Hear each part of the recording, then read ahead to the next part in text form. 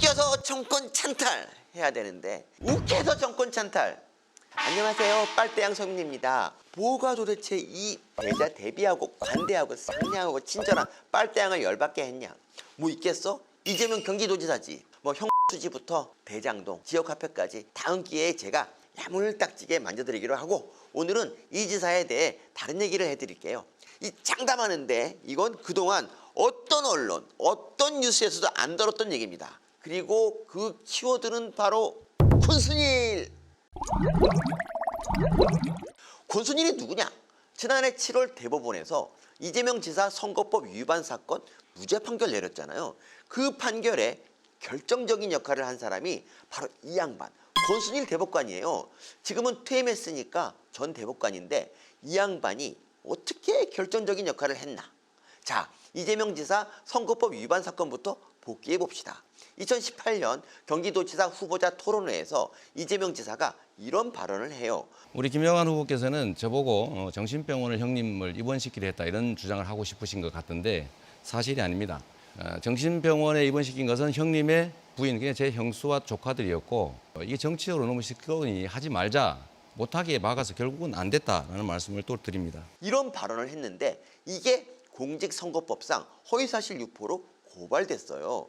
거짓말이라는 거죠. 이게 1심에서는 무죄가 나왔는데 어머나, 2심에서 벌금 300만 원을 때리네? 이대로라면 이 지사 도지사직 상실, 피선거권 5년 박탈에 선거 보조금 30억까지 도로 뱉어내야 돼요. 아주 똥줄 타는 절체절명의 상황이죠. 그래서 대법원까지 가는데 대법원 전원 합의체에서도 이 대법관들이 이 5대5로 나뉘어서 유죄다 무죄다 의견 대립이 팽팽했어요. 근데 권순일 대법관이 무죄 의견에 손을 들어줘서 6대5. 대법원장은 다수 의견을 따르는 게 관례니까 결국 7대5로 이 무죄 판결이 나와요. 결론적으로 권순일 대법관의 선택이 무죄 판결을 만든 거죠. 그런데 심리 과정에서 다른 대법관들은 이재명 지사 발언이 허위사실이냐 아니냐를 따지는데 권순일 대법관은 이 다른 논리를 펴니다. 바로 표현의 자유. 이 지사 발언이 거짓말이라 하더라도 표현의 자유라는 거예요. 그러니까 이 지사가 형을 정신병원에 강제 입원시키려고 한 건 인정한 거야. 근데 그게 표현의 자유라서 이 죄가 되지 않는다, 뭐 이런 주장이에요. 이런 권순일 대법관의 의견은 이 사건 판결문에도 반영됩니다. 아주 기막힌 표현을 썼어요. 설령 후보자가 일부 허위의 표현을 하더라도 그게 옳은지 그른지 국가기관이 아닌 일반 국민이 판단하는 것이 바람직합니다. 표현의 자유가 제 기능을 발휘하기 위해서는 그 생존에 필요한 숨쉴 공간, 즉 법적 판단으로부터 자유로운 공간이 있어야 하기 때문입니다. 그렇지, 숨쉴 공간. 표현의 자유를 위해서는 이 숨쉴 공간이 있어야 한다. 맞는 말이죠. 그런데 이 숨쉴 공간이라는 표현에 우리가 주목해야 합니다. 이 표현은 권순일 대법관이 만든 표현이 아니라 이 법리적으로 이 역사가 있는 표현이거든요. 자, 미국으로 가봅시다. 1960년 3월 29일 그때 뉴욕타임스에 광고가 하나 실려요. 제목이 그들의 화난 목소리를 들어라. 인종차별에 항의하는 흑인 민권단체의 광고였어요. 근데 이 광고에 알라바마 경찰이 흑인들을 잔혹하게 탄압했다는 내용이 있었거든요. 문제는 이게 사실과 달랐던 거죠. 이 광고에 나온 것처럼 경찰이 흑인을 심하게 탄압한 일이 없었어. 마침 알라바마 경찰국에 이 설리반이라는 감독관이 있었는데요. 이 양반이 그 광고를 보고는 화가 나.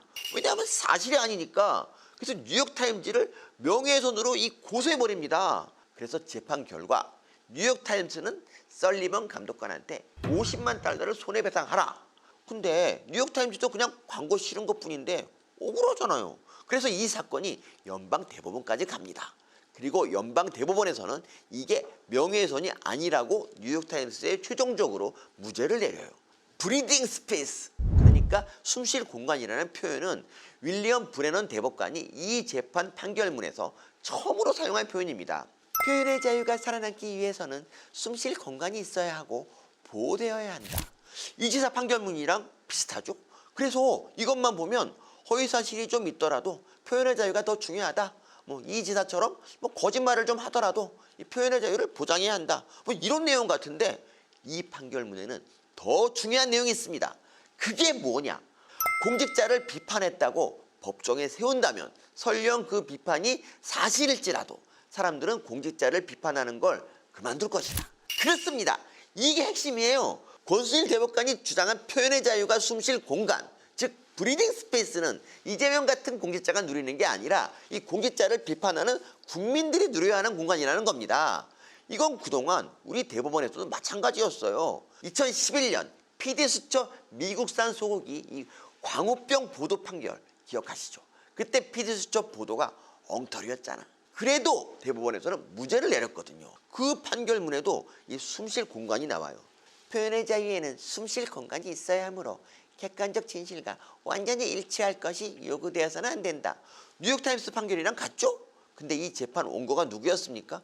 농림부였어요. 이 농림부가 언론을 고소한 사건에서 대법원은 언론의 손을 들어준 거예요. 숨쉴 공간은 농림부 같은 공직자가 누리는 게 아니라 언론이 누리는 거라는 거죠. 또 있습니다. 2012년 변희재 씨가 어떤 사람을 주사파라고 비판했다가 명예훼손으로 고소당하거든요. 근데 대법원에서 변희재 씨한테 무죄 판결을 내려요. 이 판결문에도 숨쉴 공간이 등장합니다.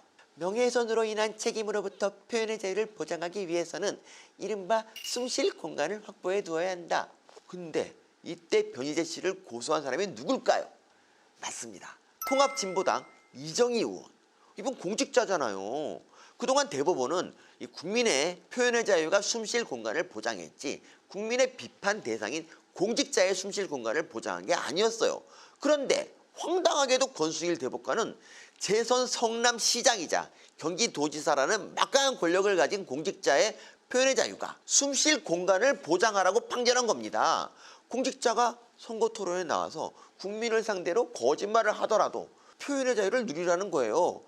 더 어처구니 없는 건 다들 아시죠? 대법원에서 인정하는 표현의 자유를 마음껏 누리는 이 공직자 이재명 경기도지사는 그동안 국민의 표현의 자유를 인정해 본 적이 없는 사람이라는 겁니다. 고소왕이잖아. 2013년 형수 욕설 녹취 파일 보도했다고 성남일보랑 거기 게시판에 올라온 기사 208건을 고소했어요. 2014년 형 정신병원 강제 입원 보도했다고 채널A 고소했어. 2015년 경기 동부연합이랑 관련됐다는 보도했다고 서울신문 고소했고요. 2018년 국제 마피아파랑 유착 의혹 보도했다고 그것이 알고 싶다 고소했습니다. 어디 언론뿐입니까? 네티즌들, 민원인들, 심지어 자기 조카까지 명예훼손으로 고소한 사람이에요. 이 언론과 국민의 표현의 자유는 개밥그릇 바풀떼기 취급도 안 한 사람이란 말입니다. 아니 권순일 대법관님, 법이 이렇게 불평등해도 되는 겁니까?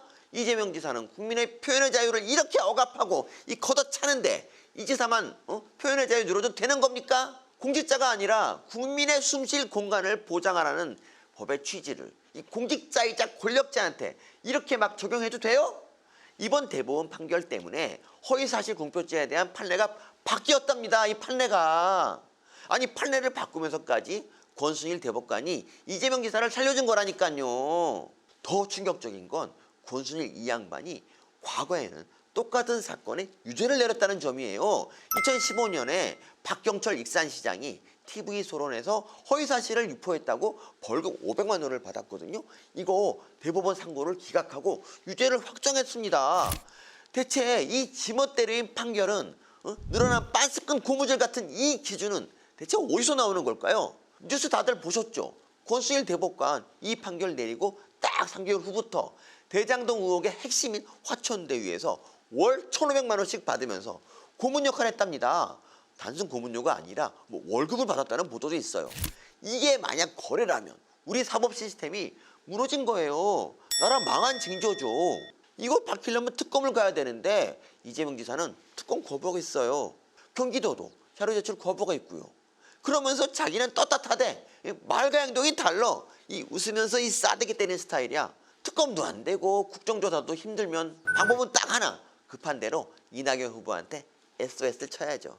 대장동 재판 거래 말고도 이재명 지사한테서 밝혀야 하는 심각한 의혹이 하나 있거든요. 이낙연 후보님 다음 민주당 경선 토론은 사우나에서 하자고 하세요. 저 민나 한번 봐줘요. 좀 구독과 좋아요 알림 설정으로 웃겨서 정권 찬탈.